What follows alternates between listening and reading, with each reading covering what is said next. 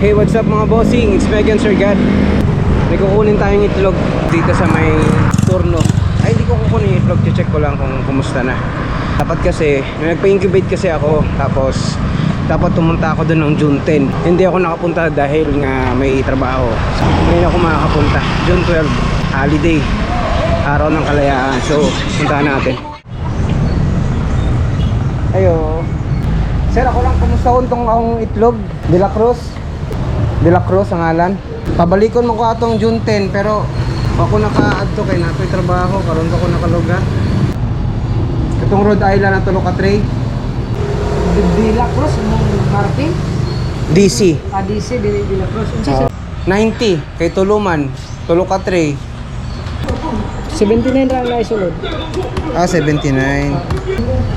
Ha? Kano sa makuha na? Sa kwarta na 16 or 15? Balikan ako mga 16. Magbalik na mga 16. Pero sayo na ako sa text naman yan. Namoy number na ako no. Kani sige. Kana. Pero pag diyan ka daw to text, ada bigre mga 16. Okay. Pero usually mo text gyud mo na ana. Text sige na pag parang Sige. pa mapusa. Ulat ako text. Ay po lang. Sige 16 lakaw na ko. Ka dring mga 16 ana. Okay, sige. Salamat boss. So kanang 79 times 15. Huwag mapusa. Oo. Okay, sige. Salamat. Ito po, ito doon. Sabi naman ako na. Ha? Ito po. Kanang nadiha, kanang nabugok. Kaya nga kayo dalang wala pang kuwan. Okay. Abnoy.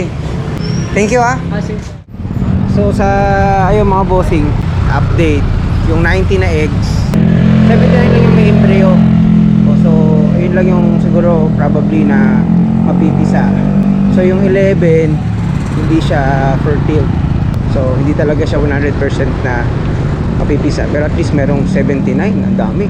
So mapupuntahan ko daw siya ng July 16. At least meron tayong hihintay mga bossing. Inom muna tayo ng juice. Palit kog juice ma'am. Kana? Fruit salad. Ay fruit salad. Sorry. At pila na? Cheese yan. 15 lang. Pwede na mag-refill? Sige, 15. Sabaw ra ko ma'am. Para juice gyud. Oo.